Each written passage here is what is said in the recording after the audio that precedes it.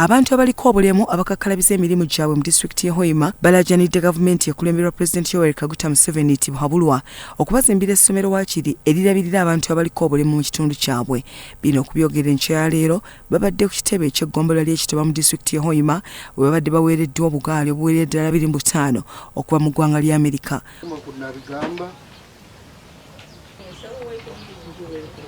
Okusinziira ku Sophie Kaserengenyi, Executive Director owa FIBO Care Uganda, yagamba nti abantu batambula engendo mpanvu okutuuka ku ssomero lino nga kino kireesewo obunafu mu byenjigiriza eri abantu abaliko obulemu. The persons with disabilities face a lot of challenges. For example, with education, there is no school for special children here in Hoima district.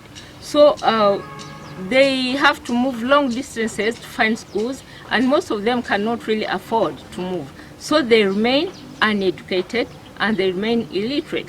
Download the Salt Media app from the Google Play Store and the Apple App Store.